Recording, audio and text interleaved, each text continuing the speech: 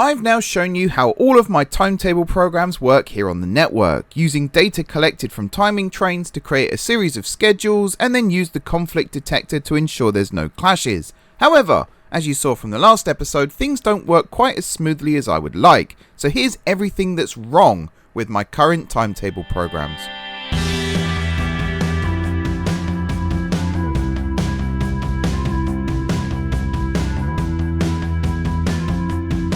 Hey everyone, it's M4J here, and welcome back to the M4J Network Database Project here on a bit of everything really. Not much openttd in this video, I think you've just seen it in the intro and that's it. So this is the fourth episode of this series. The first three I've gone through each individual stage of the timetable, schedule, journey, generation process, and then the conflict detection right at the end. What was supposed to be the conflict resolution. However, if you've watched the last episode, you'll already know, slight spoiler alert, didn't work. And that's not the reason I'm making this video. That's just a byproduct of the fact that it didn't work.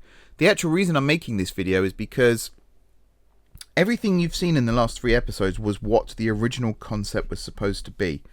Creating these programs, the actual end goal was to combine them all into one thing, which I'm technically still doing, but we'll talk about that in just a minute. But each individual program has a list of features that I think are severely lacking and just don't work properly, or have things that are missing that I think should be in there. So we're going to go through each one at a time, and I'm going to tell you what I would change about them, basically. Excuse me.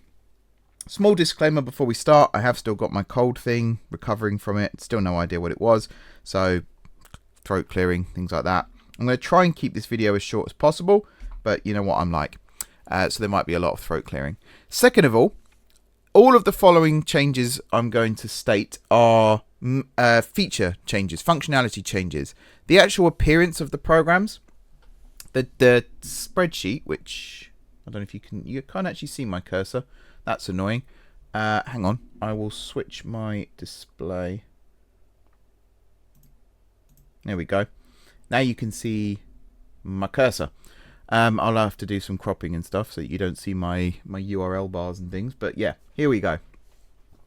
So, everything you see, everything I'm about to talk about is to do with functionality, not the appearances. So the spreadsheet here, it's not the best looking thing, but it works. So I'm not going to talk about the actual appearance of this. I'm just going to talk about some of the other stuff.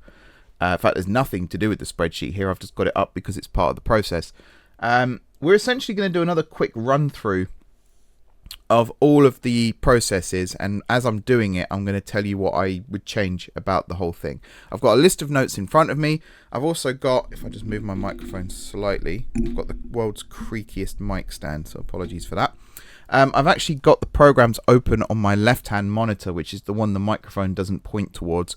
So if I do trail off slightly, I'll try and raise my voice every time I turn my head, so it shouldn't make a difference. But apologies again in advance. Anyway, let's get into it, shall we? So first of all, the journey creator. That is, if I can find my cursor, this one. Oh, one other thing. If I go back to this screen, the text. So I thought it was because I was using a larger monitor. Oh, you can see my cursor. Huh, okay. Must have been lost a minute ago. Sorry. You could tell I'm not used to doing screen captures and stuff, can't you? I thought it was because I was using a 4K monitor and recording in 1080 that you can't actually read the text properly, but it's clear as day on my screen. But I'm looking on OBS here and it looks pixelated.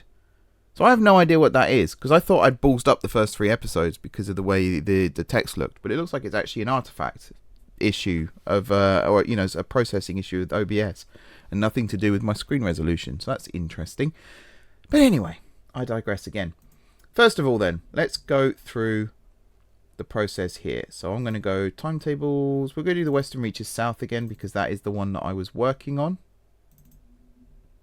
I'm going to hit process and this. So my first note is services have to be out and back symmetrical journeys in order to work properly.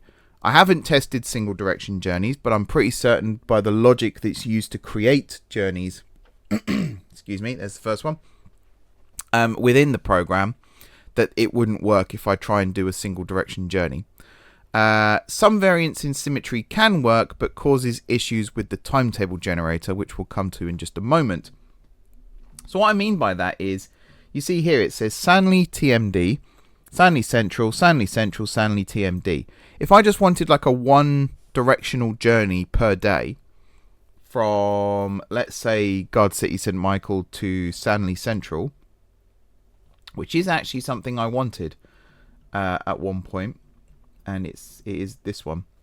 Not that one, sorry. It is actually, that is a good example there. Sanley Central to Sunnington. Oh no, that is correct. Sorry, that is correct. This one, Guard City St. Michael to Sanley West Siding. So I actually wanted a one a day train that runs direct from GSMI to Sanley and then parks in the sidings there and stays there till the next day, and then runs Sanley back to GSMI and then parks in the sidings there for the rest of the day. Can't do that with this current system.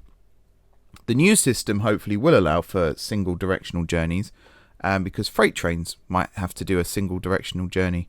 But right now, the out and back symmetrical thing has to exist. As I said, there are exceptions. If you have seen my Western Reaches North episode, there's, especially around Wenfingfield, there's a certain waypoint that the trains enter the station through, and then they exit the station through a differently named waypoint.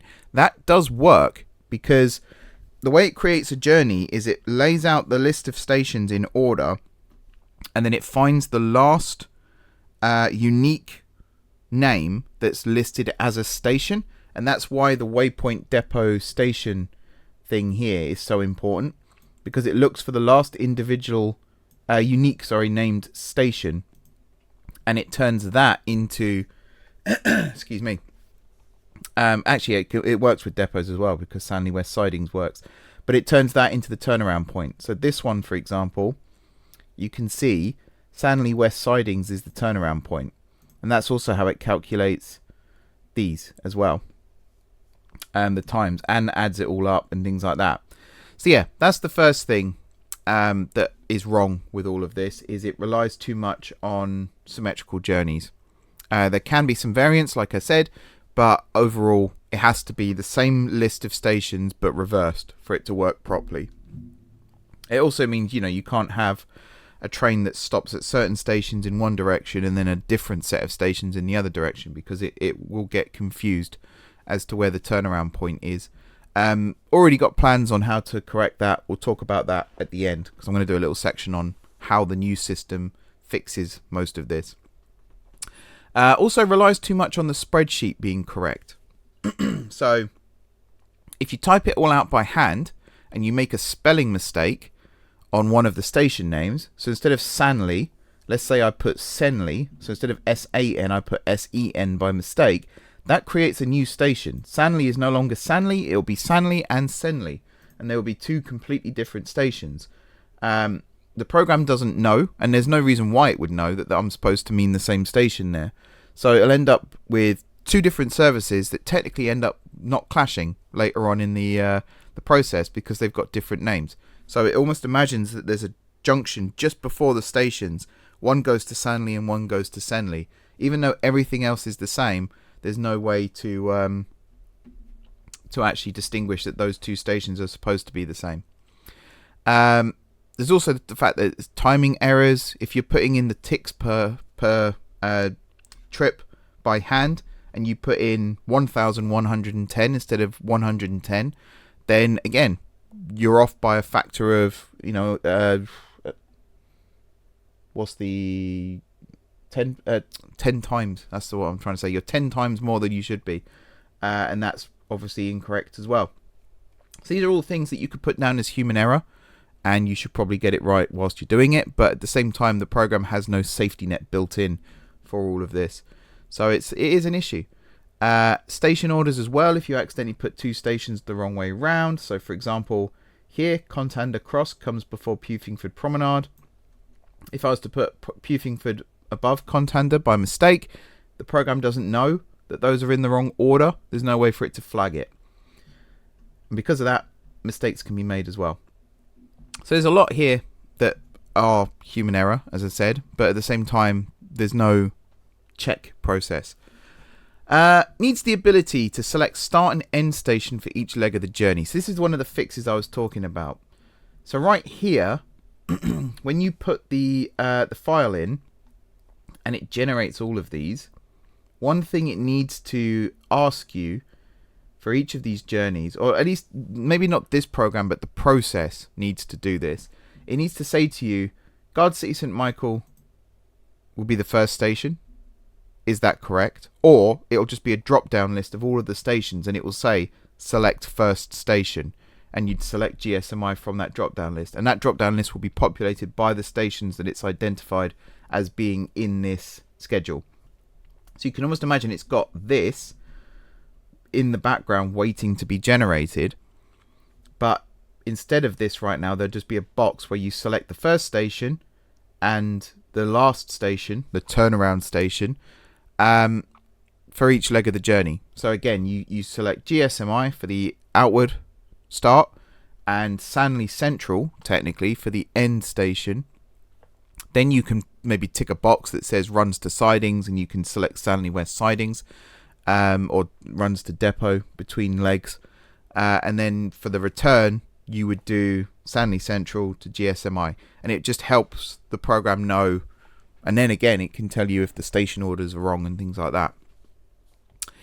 The reason I've put that is, especially on loop lines, simply having last unique station name doesn't actually denote the turnaround location. So I can't show you this right now because I don't have the game open, but Honningville sits on a loop, and the West Winds, there's a West Winds service that's supposed to use the loop to terminate at Honningville, but instead of reversing back the way it came, it continues around the loop, and because of that, Honningville is the turnaround station. But because there's more than one station either side of Honningville on that loop, this program here won't be able to determine that Honningville is the turnaround station. So it would create issues. And I haven't actually tested this with the program because I already know with the current logic that it won't work. Because what it will do is, I can't remember the list of stations, but it goes through Narfingburg Springs and Launceston and things like that. And I think the last station on the loop before it joins up again is St. Halter, and that would be the last unique named station on the list. So it would actually say St. Halter is the turnaround point, and it's not. Honningville is. So yeah, you can see the issue there. You could, if you want to be pedantic, say that you just make St. Halter the designated turnaround station, and then it would work. But then there may be other ones in play where it's not as easy as that even. So yeah, any mistakes later in the process require a complete reset. So right now you upload the spreadsheet file, and then you name it here, and then you hit download. Nowhere is there a checker at all. Like, is this correct? Is this correct? Is this correct? What this program actually needs as well is an ability to upload the downloaded JSON file and edit it. Because apart from going into something like Notepad and editing the file manually, there's no way to actually make changes to this file once it's been generated. You have to go through and generate it entirely again, which in this case isn't too bad because you just drag the file in, or you hit choose file, hit process, name it, hit download. Easy. But if I make a mistake here and I have to change, so instead of this being 11,466, it's just 1,466, I have to change this one number, download the spreadsheet, load it into here, change all of this, and then hit download again. And it just adds time to the steps, you know. So any mistakes or any changes made require a complete reset of this program, because as soon as I hit refresh here, it's gone. It's like it never happened. And then I have to go through and choose it manually again, and then hit process, and there they are again. And that's a bit of a pain in the ass. That's the downside to all of these programs is as soon as you hit the refresh button, it loses all the progress that you've made. And again, that will come up again in just a second. So that's the journey creator done. Now let's talk about the timetable generator. This one has a few more issues, I would say. Also, because I'm doing this on a Chrome capture, you won't be able to see the drop downs. So you just have to take my word for it. I don't think any of my issues here are... Actually, no, the first one is literally referencing the drop down. But I don't think you need to see it for it to make sense. So we should be all right. But if I upload the file, like so, I have a list of journeys here. You can't see them, but I've got the drop down here.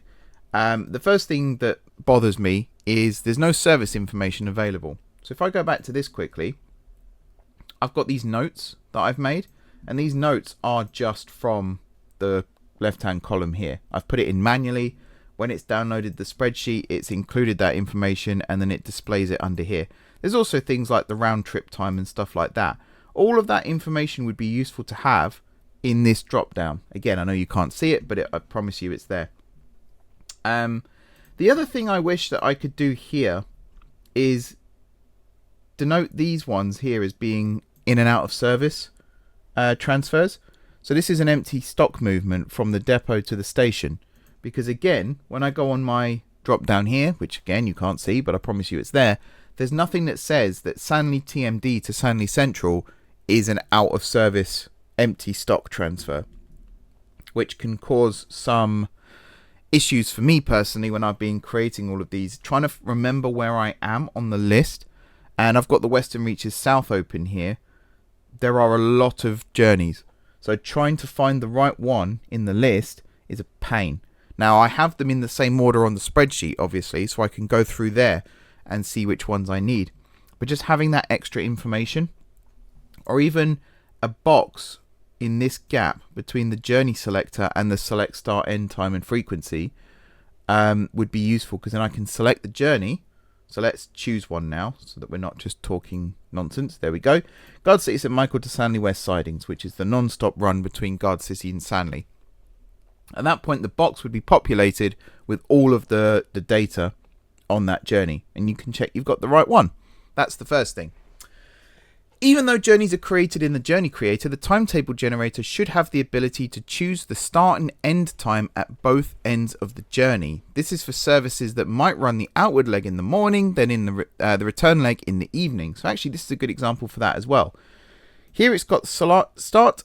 Oh my God, can't speak. Select start and end time and frequency. But it only does it from the origin station, which in this case is Guard City St Michael. There's nothing that controls the Sanley end. And this is something that Master Trams actually suggested to me quite recently. Was it would be interesting and also beneficial to have a system where you can select Guard City and have all of its departure times there, start and end. Even if it's just a window. So if we do the 6 till 11 block here and then select Sanley, and at that point, because it already knows in the background what the journey time is, it will give you a window automatically. So let's say from Guard City it takes 2 hours to get to Sanley. Actually, let's say, so because there's a 16-minute turnaround time that has to be factored in. Let's say it takes 1 hour 44 minutes to get to Sanley. Then you add the 16-minute turnaround time, and that takes you up to a 2-hour window. So instead of 6 o'clock being the first selectable time, it starts at 8. And then you can say, 8 till, I guess in this case, 1 a.m. That's something else actually. I've not got it on my notes. But if I ask this to run into the next day, I don't think it actually works, because of the way times have been done in this program. I don't think I've tested that though. If, say here it leaves at 11, it won't get back until 1 a.m. And in that logic, it does it correctly. But if I select 1 a.m., I don't actually know what happens. So that would be interesting. So yeah, I don't have the ability to say one journey in the one leg in the morning and then the return leg in the evening. That also is a pain for things like first first service of the day. So right now, Guard City is like my hub. So all of my services pretty much start at Guard City. Whether that's the Great Northern trains leaving from GSG, or whether that's the West Winds trains leaving from GSE, they all start at, all the Guard City trains at least, start at Guard City. But what about if I want a train that runs from Sunnington to Guard City St. Elizabeth and crosses over the first service heading in the opposite direction? Can't actually do that, because what I'd want is that train to run that journey, then run back to the depot, sit there for the day, and then in the evening head to Guard City and do the last one-way trip of the day to Sunnington. But there's no way of actually doing that right now because of the way the timetable generator works. There's no way to select a single journey. Like, I can do a frequency here, and I can do the start and end times, but it doesn't. I can't think of a way to actually explain it properly. There's no ability to say sit in a siding for 4 hours and then wait for the evening service, you know. So rush hour services as well can't be done because of that. In theory, in the game, you can run them, but there's no way to actually generate all of this to then do the conflict detection, and that creates problems too. More customization with the train selector. Instead of fixed consists, user should be able to select class, which is the loco or the unit, and then add carriages or additional units if necessary. So what I mean by this is, got all of this, the service frequency and stuff like that. If I now select rail, we'll scroll down, and then I've got the train class. Now I'm going to choose one quickly because I know you can't see it. Let's choose class 31. Now the way I've got this set up is there are 3 options for class 31. There's 4 to 5 coaches, 6 to 7, and 8 to 9. Now in the background, they've all got their lengths in there, and it's the highest number. So in this case, it's 1 locomotive plus 9 carriages, which is a unit length of 10, which is a tile length of 5. And the calculation is the on-off time, which is 30 seconds. In this case, they're all 30 seconds, times 2, plus the unit length in tiles times 2. So it's actually the on-off time might be 1, thinking about it, because that would be 2 plus 10, which is 12, which makes a lot more sense.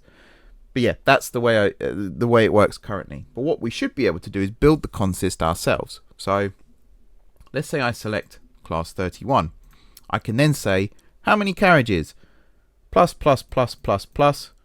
There's 5. I forgot to count then. And then we could put like a control car or something on the back as well, and that would make 6. And then because of that, it will know behind the scenes, it will know how long the unit, the loco is.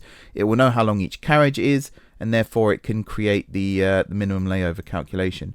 And as you saw here, this is all calculated automatically behind the scenes. You see there, it's changed again. I think that's a much better way of doing it. If I was to then choose a multiple unit, like a 143, a pacer, you can then say how many units. And in this case, let's say 2, layover time 6 minutes. That's something else I think we should be able to do, and again, the new system will be able to do that. Ability to adjust stop times at stations before finalizing the timetable. So this one, what I mean is, let's say you're a stopping train. Also, in the service designator, one thing I've not considered is the fact that out of service or empty stock movement would also be a service designator. So I am on the new one going to add a new service designator, which is just going to be out of service, it's going to be called. And that will be the lowest priority, I think, of all of them. It might come above freight actually still, because I feel like a freight train would be pulled over to allow a out of service unit to pass by. I might need to speak to Master Trams about that and get the full rundown. But yeah, what I mean by the ability to adjust stop times before finalizing timetable is, if I hit generate here and scroll down, this is just a timetable that's been generated. But let's say I want to make a change. So at Fort Flonwood, oh wait, this one runs straight through. Let me choose a different service. let's go Guard City St. Michael to Fort Flonwood Parkway. We're going to run it with a pacer, because why the hell not? Okay. So this is the turnaround point here, obviously. This took forever, by the way, getting the dashes in the right place and it all formatted. I think I mentioned this in the actual video, but my God, that was a ball ache. Let's say at Dintown, because it's a major interchange, instead of stopping for no time at all, these are rounded times, by the way, so there is a 30-second stop here, I imagine, but it's gone from 6:06:30 to 6:07, and that's why it looks like this. Let's say here I want to change this from a 30-second stop to a 2-minute stop to allow time for a transfer. I should be able to click somewhere, maybe not on the timetable itself, but somewhere around here, there'll be an edit stop times button. And I can go through and manually change the stop time at Dintown. And let's say we do that in both directions as well. I think that'll be a really cool... Yeah, sorry, I just realised that I'd scrolled down a little bit there. That would be a really cool way to do this. And then you can finalise the timetable as is. It shouldn't change too much here, because what you would do is once you're finished with it, you'd hit save and it would regenerate the timetable in the background based on the new stop times. That's what I wanted to be able to do. Yeah, increasing or decreasing dwell times here would negate the need to rerun Journey Creator, because what happens now, let's say as I said, I want to change Dintown. I have to go through this, find the service that I'm looking for, which in this case would be Guard City St. Michael to Fort Flonwood. That's the timing train, so I need to find the actual in-service train for a start. I mean, I'm not going to go find it because it's going to take too long, but I'll have to find the right box here and change it from 0.5 to 2 or whatever it might be. I then have to download this file, bring it into the Journey Scheduler, and run all of this again, just to change that one number, don't forget. Put the new name in, hit download, and then come back over here, and all of the timetables that I've previously generated get lost when I do that. Now, obviously, if I've already downloaded them, that's different. They'll be sat in my hard drive, whatever it might be. But, again, what a pain. If I want to make just one change, it creates such an issue.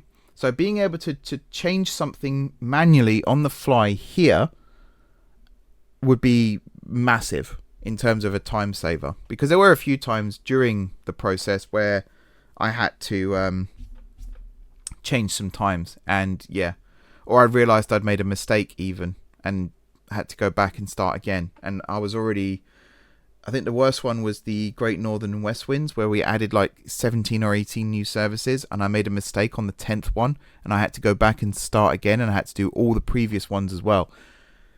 Oh boy, that was annoying. What a day. So yeah, the ability to adjust stop times before finalizing the timetable. Increasing or decreasing dwell times would negate the need to rerun Journey Creator. So at the point where the Journey Creator has been run the first time, it shouldn't need to be run again. Because something else that I'm going to talk about in a second, I think it's mentioned. Yeah. So once you've generated, let's do another example here. Guard City St. Michael to Sanley Central. We're going to leave all this stuff the same. We're going to go rail. The unit, let's be accurate. We're going to do a 370, wherever that's gone. There it is. 1 unit, designator, express, generate. And this is essentially the timetable that we've got already for this service. The only thing that's different is the start and end times. But this is the timetable that we've got. Now let's say I come up here and I hit download. I then realize, oh, I don't want a 60-minute frequency on this one. I want a 120-minute frequency, 2-hour frequency. I now have to go and regenerate all this again. And if I've already run the conflict detector, there's a chance that stop times have been changed and also the start and end times have been changed. Because of that, I now have to go through 6 or 7 different references to find what has been changed and what it's been changed to. What a pain. So wouldn't it be awesome if there was the ability to upload download the JSON file here, realize I've made a mistake or I want to change the frequency. Wouldn't it be cool if I could just upload that existing JSON file back into this, get it displayed like it is here, with a new set. So instead of this one up here, have a new set of, again, there's almost like a space for the box between the title here and the timetable itself. Perfect, right? Where you can manually adjust things. And then have the ability to change the frequency, change the unit that's operating the service, change where it stops even. So let's say I don't want to stop at Portfield anymore. I want to go straight through Portfield. Be able to actually do that. Remove a stop from the list. Or even convert a waypoint. So let's say we go through Dintown and I now want the train to stop at Dintown. Be able to turn that into a stop. How cool would that be, right? And do all of that on the existing JSON file, and then when I download the new one, it would have all those fixes in there without changing anything else. So the same file name, everything else is the same, but that change has been made. God, that would be so much better. And then obviously, this is something I'm actually going through right now because the process failed in the last episode. I'm having to cut some services on the West Coast line so that I can run the Western Reaches South up there, because that's where the services failed. And one of the problems is the frequency of the Western Reaches North is half hourly for the express trains. If I change that to hourly, that creates some paths that the trains from Sanley can then occupy. Except that changing the frequency from half hourly to hourly is incredibly complicated with the current process, because I would have to go through the timetable generator here and regenerate all of the Western Reaches North timetables for those services that have changed. And because the conflict detection has already been run, I will have to use those I will have to use those changes. So I'll have to change the start time, I'll have to change the stop times and all that stuff. Now what I could do is just return them all to their default schedules and run those through the conflict detector. But then because I've already made some changes in the game, it's actually easier to use the changed versions than the base versions. But you know, there's a lot that I'm going to have to do off camera. You guys don't need to see it.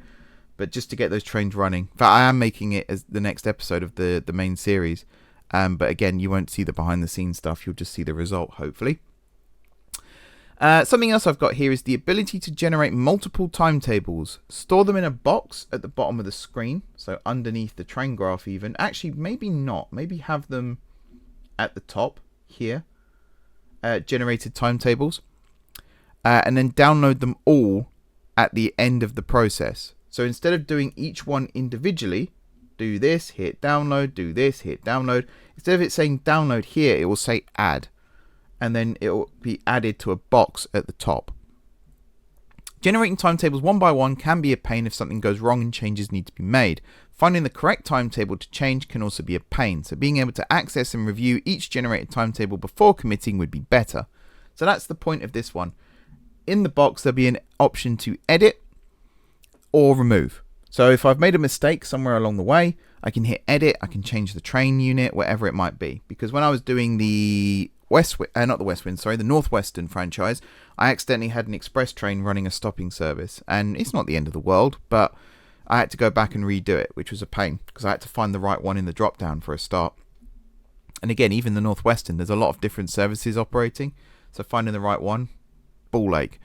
So the way I would fix that is having that box and double checking before hitting download, essentially, and then being able to edit or remove. Because if I add one and then I'm like, actually, no, I don't want that service operating at all, gone.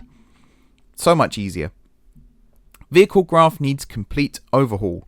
It needs to be able to dynamically adjust the time selected in generation, as well as display correctly all station and waypoint names. Now, this technically is an aesthetic one. But you'll see here, it starts here at 6. Let's say I change this now to 4. Hit generate. Scroll down.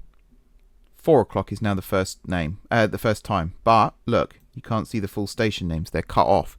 So I want it to be able to dynamically adjust to fit these in. So wrap the text. I did try and do this before. It didn't work very well. The main thing would actually be to shuffle all this across slightly, which sounds easy, but I couldn't figure out how to do it. My coding skills, as I said, are quite limited, and even the AI tool I was using wasn't very helpful. Being able to overlap graphs where applicable as well helps identify where potential conflicts could occur before running Conflict Detector. So this is how I've gotten away with this one, because it is an aesthetic change, and I said I wasn't going to do those, but that last bit is functionality. So here, this is just one service imprinted onto the graph. This is the Guard City St. Michael to Stanley Central Express. However, let's say, because this shows the full journey from GSMI to Sanley. It doesn't have all the stations on here, admittedly, but, you know, it will work for what I'm about to show you. Condal is where the line from Sunnington joins. It actually is a little bit further back up the line, but Condal is the first waypoint, the first timing point where the two lines converge. So let's say you also on here wanted to see from Sanley up to Condal the train that runs to Sunnington as well. You should be able to put it on this graph and overlay them one on top of the other, and then be able to see just at a glance where a potential conflict would occur. Because right now, one of the issues I have is I've set off a stopping train like a minute in front of a fast train, and that's going to cause problems. The conflict detector should pick up on that, but as we'll talk about in a minute, doesn't always. So what if you could see it here with your own eyes first? You could see where the lines cross is between the two stations, and you'd be like, ah, that's a problem. You could then go and manually adjust the times in the box above so that the fast train leaves first, and therefore that conflict no longer occurs. And it's doing the job of the conflict detector, but it's the common sense side of it. And yeah, and I've got here as well, also generating multiple timetables at once can help highlight conflicts in advance. Program can tell user if two trains are due to pass through a station at the same time, allowing fixes to be made early. So either seeing it on the graph here, or even when the schedules are generated, having a little conflict detector running in the background just to see if two trains are due to sit in the same station at the same time. And if they are, flag it. Just put a little red line underneath it or something, and a little note just saying, by the way, there might be a conflict here. Then it's up to the user to be like, oh, that's a Guard City St. Michael, there's enough platforms, it's not a problem. Or look at it and be like, oh yeah, you're right. And then manually adjust the times again, the start and end times, in order to stop that being an issue. I think that's just an extra step that needs to be added to this current process, because right now there's always a chance that a conflict can actually be resolved now, because if we're going to talk about the conflict detector, which we might as well,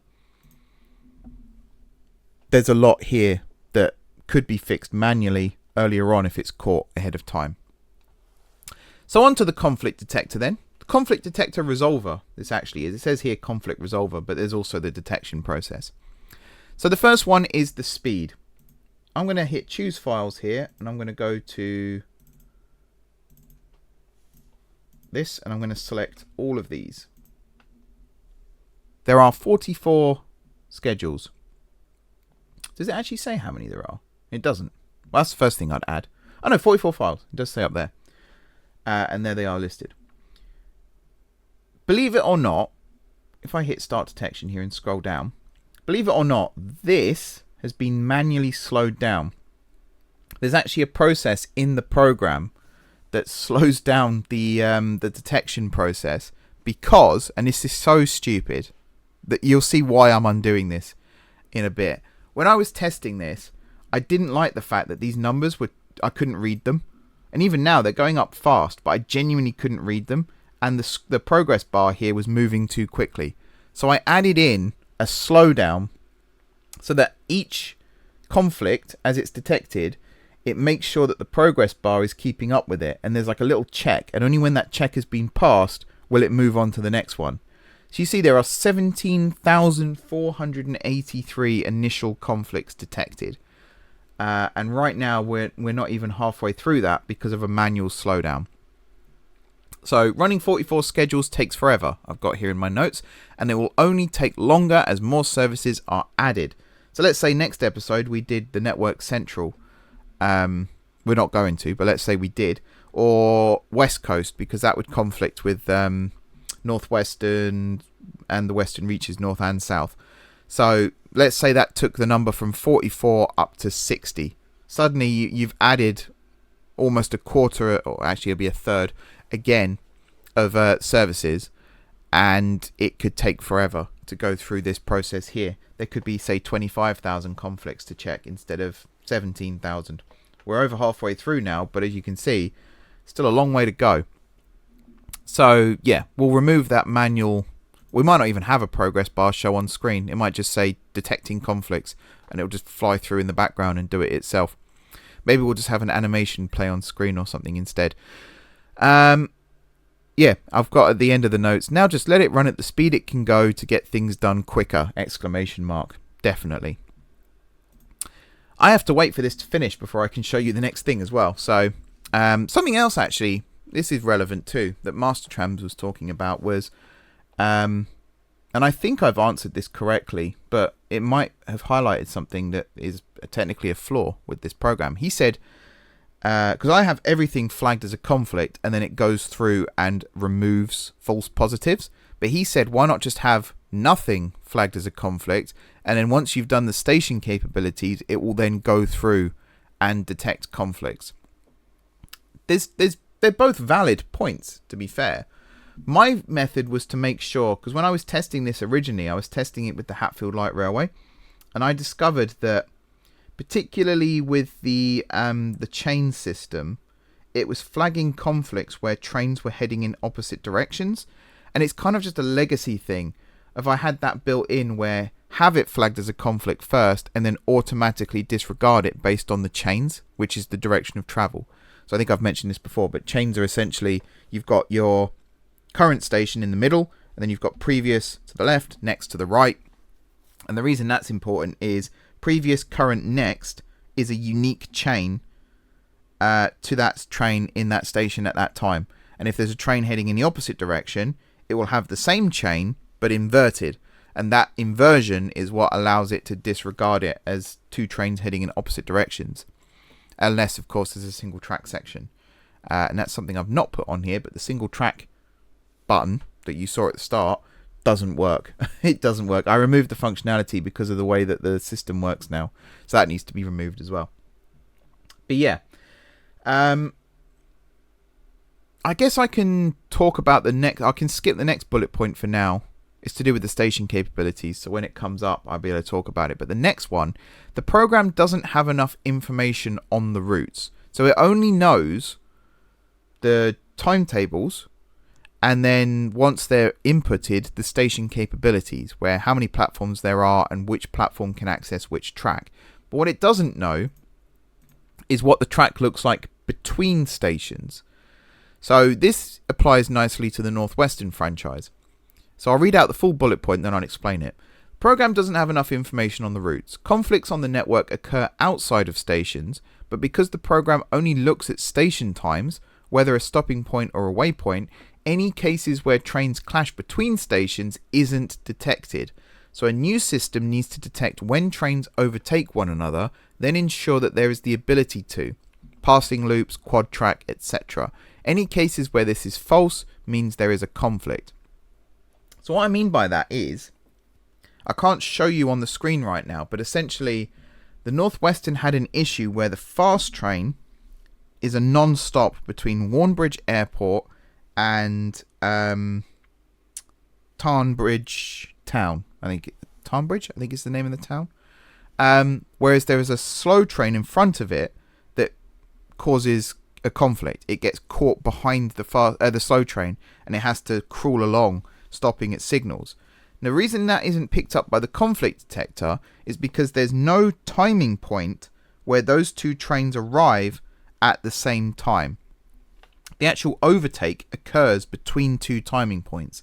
So let's say point A, the slow train arrives at 6:05, leaves at 6:05, and the fast train arrives at 6:06 and leaves at 6:06, and then the next timing point, which is B, the first train, which is now supposed to be the fast train, arrives at 6:07 and leaves at 6:07, but the slow train arrives at 6:08 and leaves at 6:08. The crossover happens between those two timing points, but there's no way for it to know that. What I want the new system to do is to be able to detect that the trains have now swapped places. So the fast train is now due to arrive before the slow train. And if there's no system, there's no place for it to do that between those two stations, then it would flag it as a conflict. And what that means is you as the user, or me as the operator, I have to basically teach the program the entire route. So between Warnbridge and Tarnbridge, again, I don't think that's the right name, but I'm just going to keep calling it that. That is a 2-track section of line the entire time. I think there is a passing loop at St. Holter, isn't on that section. So I think there is actually a passing loop somewhere on that section of track. I can't remember where it is. Maybe there isn't one, actually, the more I think about it. Yeah, maybe there isn't one. But, sorry, trying to find my train of thought again. If there's a passing loop, then you can say there is a passing loop at this station, and it would know to hold the slow train until the fast train overtakes. But there isn't one, so it's 2 tracks the entire way, and you need to tell the program that it is 2 tracks the entire way, and then it will come up saying no opportunity to overtake, this is a conflict. And what that would then do is it would look at the line as a whole, and it will find a place, so in this case Warnbridge, where there is more platforms or a passing loop or whatever it might be, where it can hold the slow train for longer to allow the fast train to overtake. Or, because this is the other way of doing it, it will hold the fast train there longer so that it doesn't have the opportunity to catch the slow train. So if there's only like a 5-minute period where it would catch the slow train, hold it for 5 minutes longer at Warnbridge, and therefore they will technically both arrive at Sunnington at the same time without conflict. That's where we need to be a bit cleverer with this, and there may be some kind of system in place. There we go, it's all loaded now. Some kind of system in place whereby it can find the path of least resistance for a train. So to talk about the station capabilities now, if I upload the existing ones, and again I love being able to do this, it's very satisfying to see it completed. It was not satisfying to have to do it. Here we go then. These are all the station capabilities. Hopefully you can read them a little bit better now. Maybe not. It still looks really pixelated and horrible. It must just be the font running through OBS. I don't know. But these are clunky. So let's say I want to make a change to Bartholomew Square, because it's at the top here. Let's say I add a new platform. So first of all, I'll increase this number from 3 to 4. I'm not going to do that right now because I don't want to mess this up. Then I would select the new platform on the drop down here, select the type, and select which chains are accessible to it. It's a bit of a ball ache, as I said. Now, the method I've got to fix this is to do the same thing again, essentially. But the difference is, every time I run a conflict detection right now, I have to check this. I don't, I'm lazy, but you know what I mean. Every time this program is run and a change has been made, you have to go through and add it manually. My solution is just to do this once on the back end of the database, and then if there is a change that's made, go through and add it, and then it will automatically adjust everything else. So if, let's say, a platform's removed, so instead of 3 platforms now there's only 2, it will automatically go through and it will flag if there are any new conflicts detected because of that. So if it's managed to carefully plan it so that 3 trains can access the station at any one time, and then suddenly only 2 can access it, it will automatically adjust in the background. Or, you know, you click a button saying rerun conflict detection, and it'll do that. So what I've got here is station capabilities works well, but is clunky. Having to input various combinations of platforms, routes, and clash allowances is tedious at best and annoying at worst. A much better system is required. Now that last bit I've kind of contradicted myself a little bit here. But what I mean by that is, let's do Guard City St. George because it's the next one on the list. There. At the moment, there's only 5 platforms. That's another thing that needs to be on here, actually, is manually adding chains. Sorry, completely forgot again. So here, accessible by chain. So let's say I change this to the full number of platforms, which is 34, I think it is. And then selecting platform 1, which is going to be the far left-hand side, which is an overground platform. Platform type terminating, and then for chains, there should be a button here. If there's none that come up automatically, there should be a button that says add manual. And then you can add you'll have to type it in by hand, of course, and then hope that it matches up. But select the waypoint before it, input it yourself, then obviously the station itself, and then the same waypoint afterwards, and then that should work. The reason that I want to do that is there's more than 5 platforms at GSG, and now in the future, if I was to add those services, now in the future, that doesn't make sense either. In the future, if I was to add those services to those platforms, this number here is no longer accurate, and if I change this from 5 to whatever, these are no longer accurate. And I've done quite a lot of clash rules here, which means I'll have to go through and redo all of those as well. Massive pain. Massive pain. The other thing I would change about this is just the display. Having them all in a list like this is fine, but it is also a bit of a pain in the neck. Maybe organizing it by route would work better. Oh, that station... Actually, no, it won't be, will it? No, it won't. But it will be on the drop down. This is me just wanting to... Is there a... Oh, I can. Huh. Didn't even know that was a thing. Taningbury. That's the one. Taningbury Airport, Taningbury Town. So it's Taningbury Town where the fast train stops, which is the first stop outside of Warnbridge, heading towards Sunnington. But before that point even, I think, is where it hits the slow train. I did write it down somewhere, but I can't remember where. But yeah, it just creates a pain. I love the fact this is organised in alphabetical order. That makes my life easier. You can't beat alphabetical order. I know some people might say do it by route, but when you're searching for a specific station, just knowing roughly where to look for to start with. So like, I've got a station beginning with N. Here we go. Here's all the N's.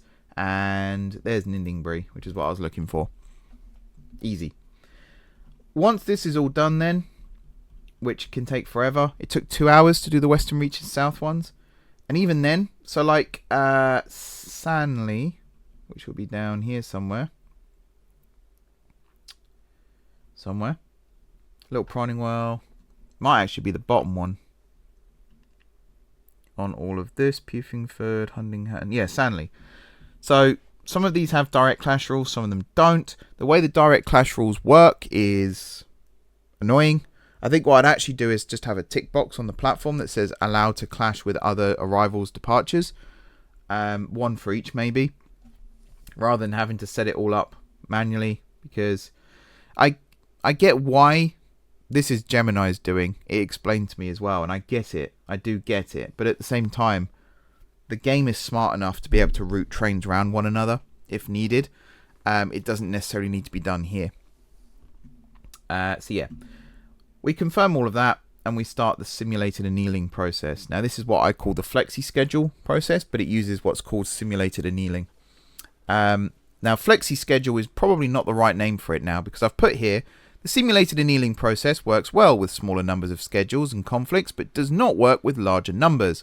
We've got 44 schedules here being broken down into their individual components, adjusted randomly. So one of the 44 is selected.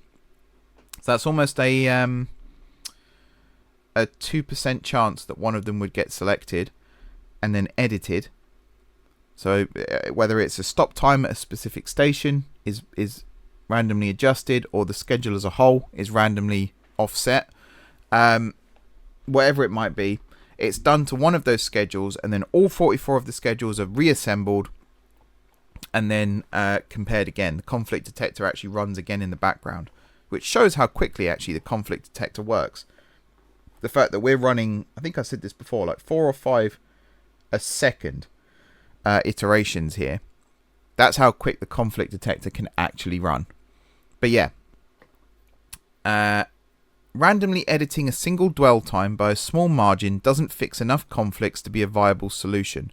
A smarter system is required, using a system to thread schedules together into a working timetable. So we've got 400 conflicts here. This is the same as we had before in the last episode. Now, in that episode, I think I showed you at the end what the remaining conflicts were. If I didn't, then I meant to. I'm not going to show them here now either, because it's going to take like half an hour to get to the stage where I could show you them. So there's no point. But the remaining conflicts are all around the Portfield area of the Western Reaches South route. And it's because we have too many trains occupying that track at the same time. Now, one way of fixing that would be to have the smart system of knowing how the route looks between stations. And knowing that, you know, if you hold this one for 30 seconds instead of a minute, then the one... Hang on, let me think about this and be smart. Instead of holding it for a minute, hold it for 30 seconds and send that train off. And then the one behind it, instead of holding it for 30 seconds, hold it for a minute. And then you've created a minute window where the trains won't clash anymore. The simulated annealing process doesn't do that. It literally just says, take a schedule, randomly adjust one of the stops, reassemble everything, run the conflict detector, and then it's like a yes-no. Has the number of conflicts reduced? If yes, accept. If no, reject. That's it. That's all it does. Sometimes it does accept a failure if it thinks... I think it's what's the fail cycle, I think it called it. Where it will accept a failure just to then try something different and see if it can get it to work. But ultimately, this one you're seeing on the screen right now is never going to succeed. And I know why it's never going to succeed. We talked about it just now, and we talked about it earlier. There's too many trains running on sections of track where there shouldn't be that many trains. And because the program doesn't know the full layout of the route, it only knows where stations and stuff are and passing loops and things. There's no opportunity for the trains to overtake or be held back or anything like that.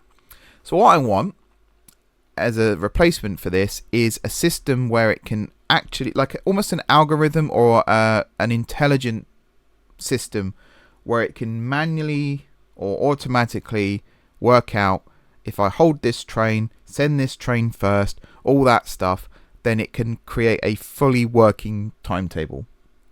And it can do all of that in the background, present it to you as a solution, and then all you've got to do is take that data and put it back into the game. Simple as that. And then my last point here is no ability for failure. Any new schedule needs to have a clear route from A to Z and back if needed. And that's it. No ability for failure. That's what this program should be doing. No reason at all why trains can't manage to get from A to B. There are going to be times where there's just too many trains operating. I admit that. I want the program to be able to say to you, too many trains. But then it would be cool. We're into the stage of the episode now where I'm going to start talking about what the database needs to do to fix a lot of this. It would be cool if it said to you, can't do the current system, but, and then presents to you a solution. It might say to you, instead of running this train hourly, why not run it every hour and a half, 90-minute frequency?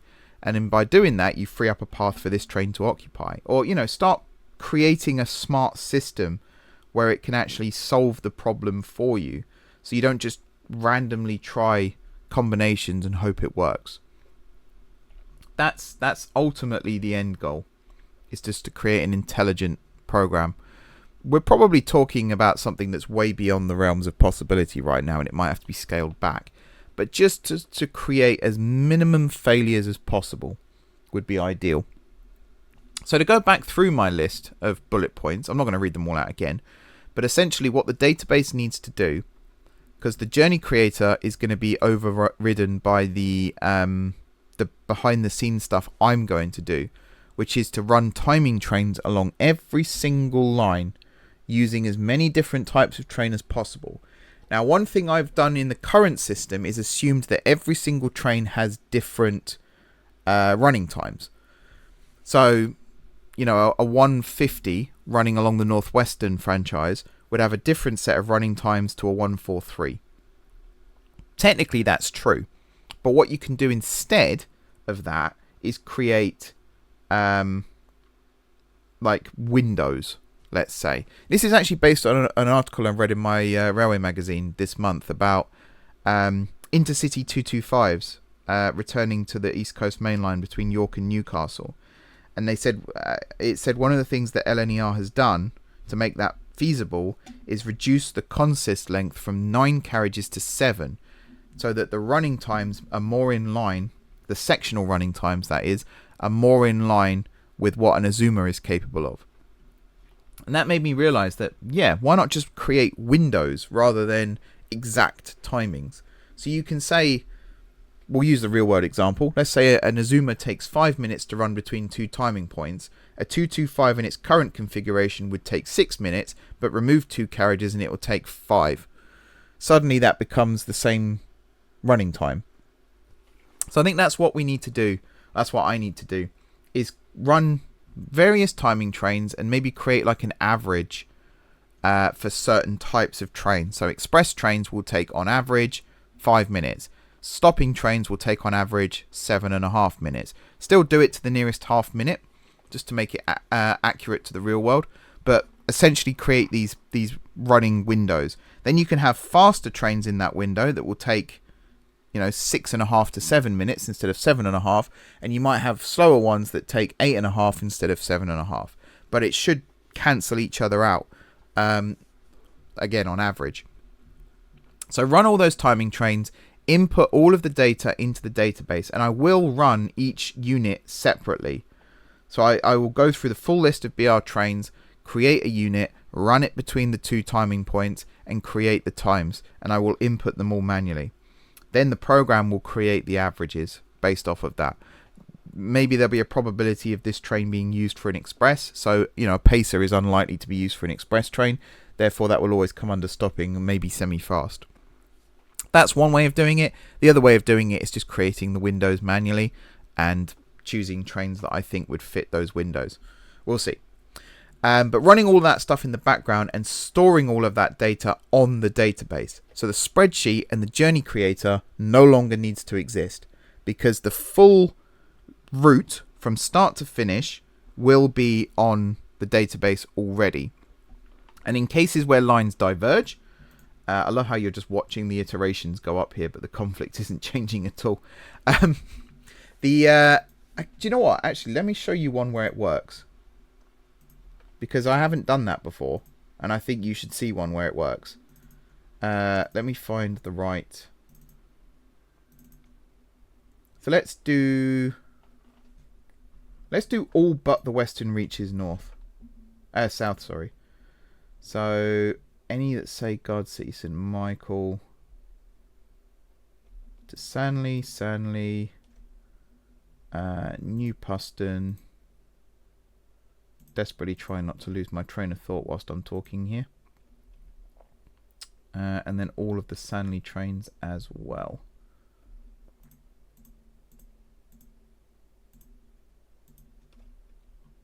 There we go. I think that's correct. There should be like 31 now. Yeah, I think that's roughly correct. There might be 1 or 2 that have snuck through, but that's not the end of the world. No, I think I've actually got it right. Okay, start conflict detection. So already you can see we've lost quite a lot of conflicts here. So yeah, sorry. All of the routes from start to finish will be stored on the database. In cases where there are junctions, so for example, the is it Warnington branch? The one that goes between Dontborough and Honingville on the north, the Great Northern. That will be its own running time thing, but it will be included as part of. So it won't be Guard City to Honingville via both routes. It will be Dontborough to Honingville via the branch. That will be its own timing thing. The program is smart enough to know that it's part of the same franchise. It's part of the same route. So I can put the times in and it will know. The way then that works for you guys is all you have to do is select the start point and the end point of your journey, or your leg in this case, and then maybe do the return leg as well, the stations it stops at, and the unit you're planning to run, the planned frequency, and all of that stuff. And it'll go through the stuff in the background and find all the running times for you. Now you could put the stop times in manually. Maybe there'll be an option where the program can do it for you. I don't know. We'll see. But yeah, the entire journey creator can be made redundant just from all of that stuff. The timetable generator, very similar. It's going to be replaced by a single UI on the database where you select the train that you want to run. You can build your consist yourself, but it will be smart enough to know, unless you're doing like a Thunderbird service where a diesel hauls an electric train along a non-electrified section of line, which I don't think we're ever going to do, so we won't make that a thing. But it will know that you can't have a loco running with a multiple unit. So if you select a loco, only carriages will come up. And if you select a unit, only other units will come up. And even then, I will teach the database to know that a 370 can't be coupled to a 465, for example.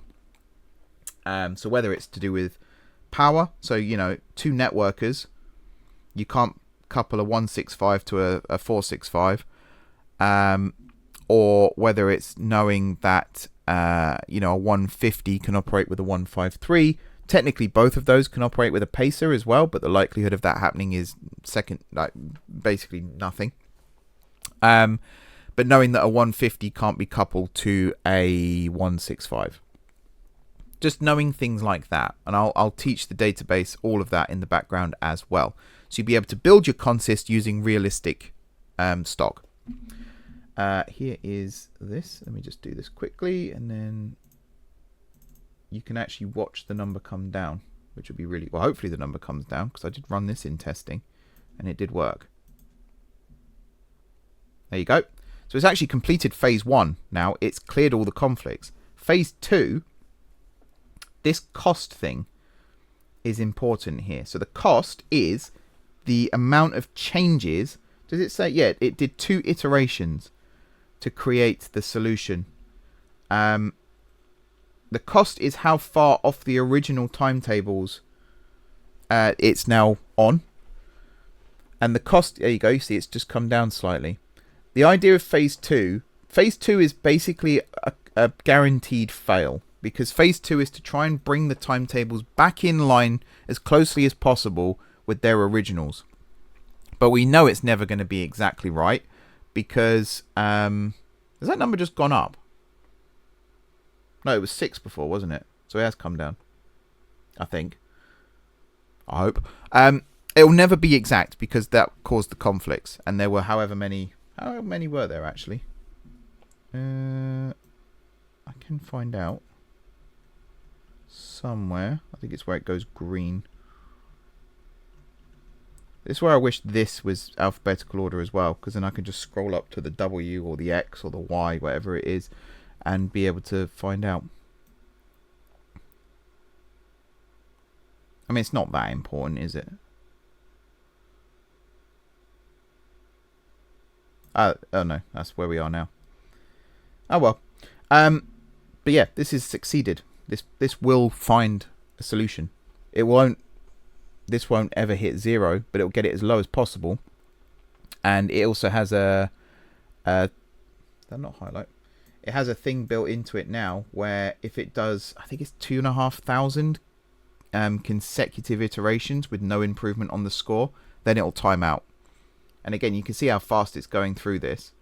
It's pretty good. And every now and then this number will drop. And it's doing the same simulated annealing process. So it's randomly selecting a schedule, it's randomly applying an adjustment, and then it's checking the conflicts again.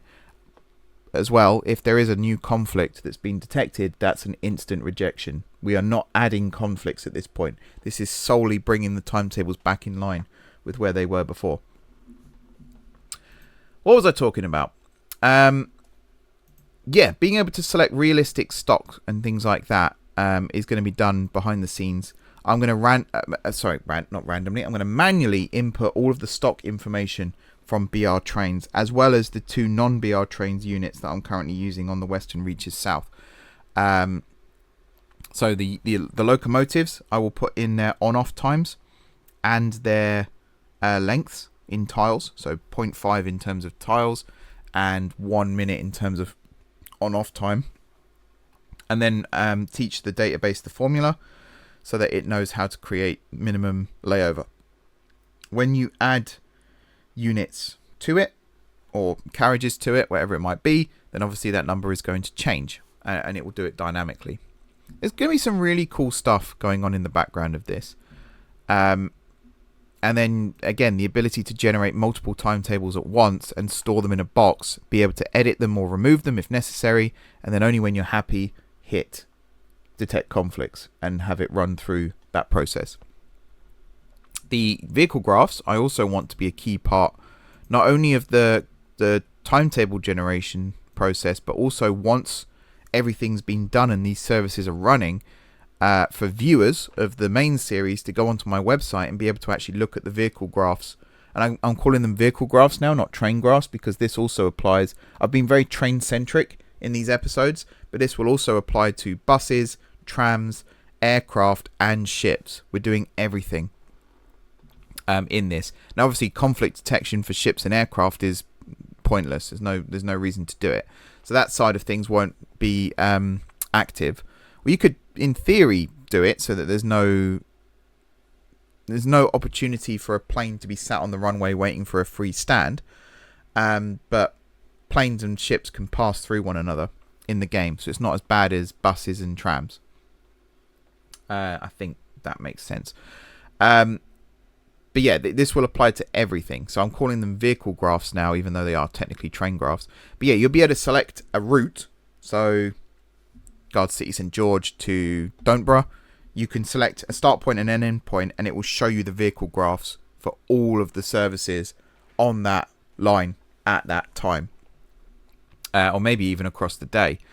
And they'll all be color coded, or, you know, service A will be dots, service 2 will be dashes, service A, service 2. Service A, service B will be dashes, service C will be a certain style of line. We'll come up with a solution for that, because there may be like 12 different services operating on the main line at any one time. So being able to distinguish different services, because just having different colored lines may not help. And I would say, you know, service A will all be shades of blue, service B will all be shades of red, but if you're colorblind, that's not very useful, is it? So yeah, all of that stuff. And then for the conflict detector side of things, either generating a load of timetables, hitting detect conflicts and it have it all solved for you, or just hitting a big green button that says, you know, make work or whatever, and it'll in the background run the conflict detection, run the simulated annealing, or the new process, the threading process I'm probably going to call it, and then create a list of solutions for you. Maybe that's a good idea as well, actually.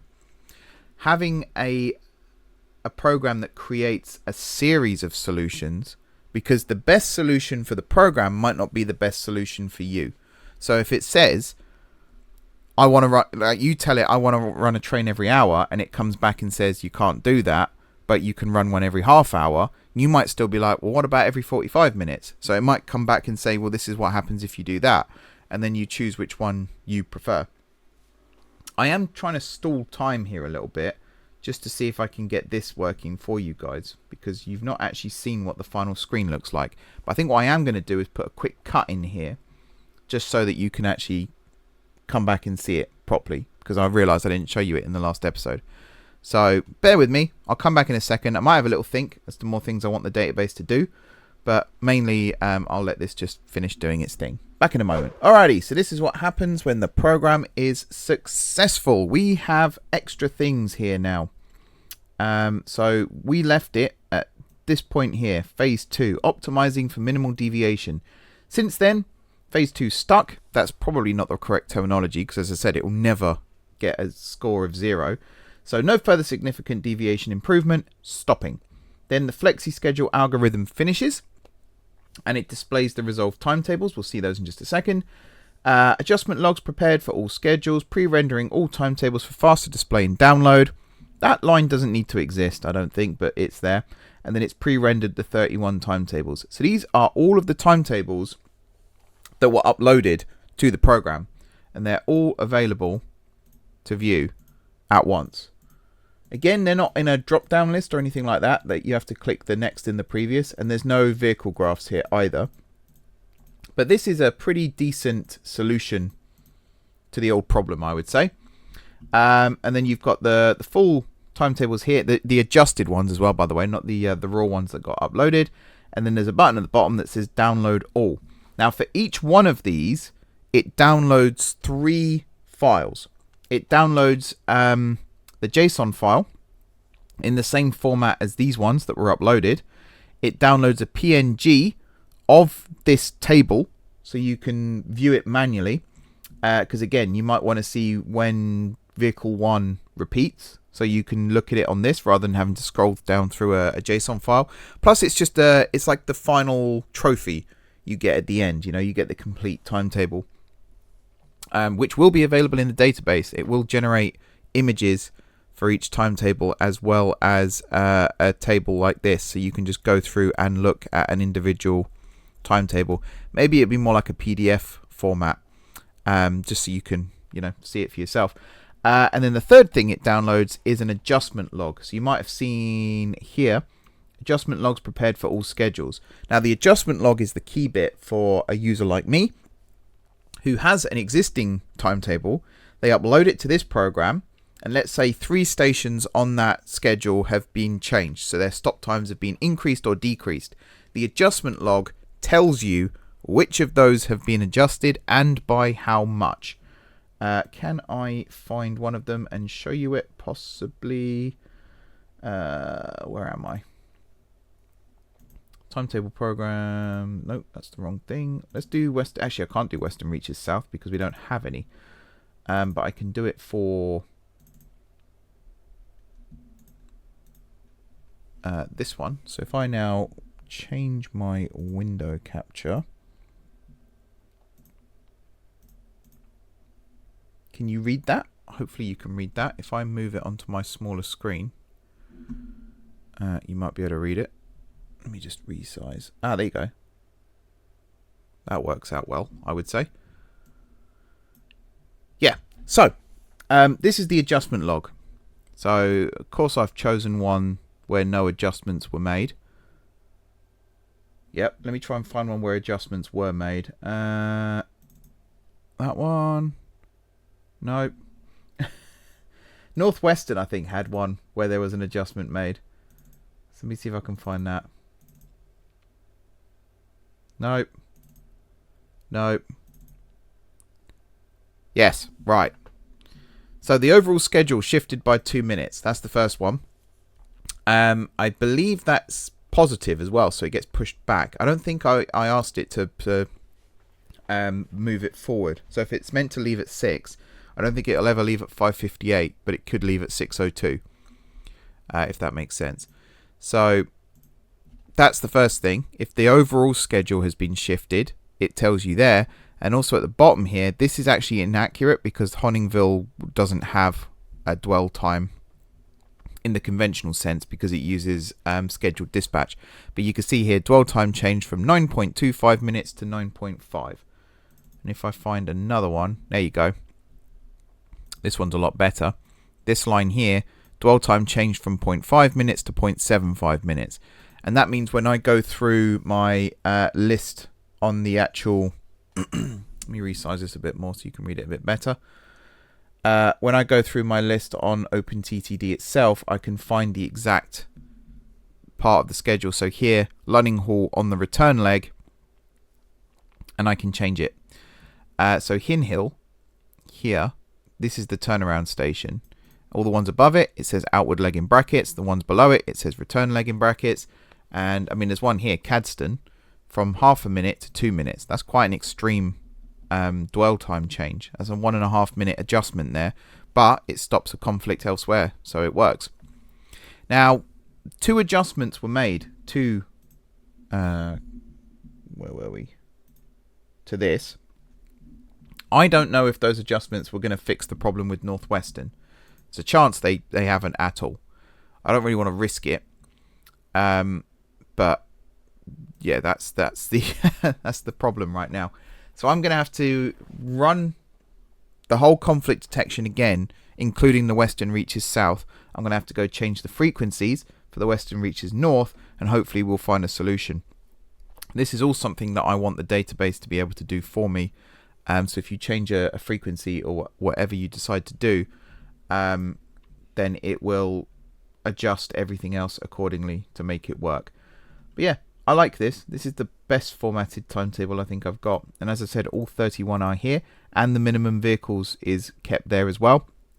And actually that line is also included in the PNG, so you know just from looking at that how many vehicles you need to run the service. I know it says here 2, but just having that number at the top, because it's also in the JSON file, it makes sense to have it there. So yeah, Guard City St. Elizabeth to Flame Junction, minimum vehicles required 1. Tick. Done. It's good. And that's it for this video. It's a long one, I admit, well over an hour, but I just wanted to go through everything that I thought was wrong with the current system and how I would improve it for the database. And I've already had some suggestions from other people about how to go about it. I think we've had a couple of people join the Discord now as well who are willing to offer their time to help with the Python coding side of it. I'm going to try and use my generation tools where I can, or a little bit of my coding knowledge where I can, to try and get it to work. But the next episode, I'm going to show you my current database as best I can, and the interface that I'm using at the moment, excuse me, to input all the data. Right now I'm doing everything that I can to input the smaller bits first. So I've already got the operators, the service designators, although I will be adding the out of service one as well. That could apply to freight trains as well. Maybe I'll have an out of service passenger and out of service freight and prioritize one above the other. Because I get, if you've got a freight train running and there's an out of service passenger train coming through, you do want that passenger train to get to where it needs to be first. So I can see why that would have higher priority. But as I said, I'll talk to the industry expert and see what Mastertram says for that one. I've also input all of the current depots that are being used on the network, including the ones on the HLR. I haven't used buses and trams yet. I'm focusing on rail for now, because the other ones I can add in easily later on. The next thing I want to try and do is put in a complete route. And I'm trying to think of a route that's kind of, I guess the HLR would be a good one for that. That's kind of disconnected from everything else as a test bed. And I think it's been long enough since I last used the HLR, so I think I'll get away with that and see how well that works. But yeah, the next episode, I'll introduce you to the database and all of the different tables and how they all link together. There are going to be a couple of changes between now and then, or between that and the next episode with it, for the way that the train units will work. But again, we'll cross that bridge when we come to it. Awesome. Thank you very much for watching, everybody. Be sure to hit the like button if you enjoyed the video, and of course if you're enjoying the series so far. Drop some comments down below, give me your feedback, give me your ideas, anything that you think would improve. I mean, even if you want to critique the current system, feel free, because anything that you say here could be used to make the database project better. So by all means, let me know down below what you think. Besides that, if you haven't already subscribed to the channel, be sure to hit the subscribe button. Plenty more of this project coming up in the future, particularly going into the new year as well. And if you have already subscribed to the channel, thank you for your continued support. It's very much appreciated, very much acknowledged. Enjoy the rest of your evening, and until next time, I will see you soon.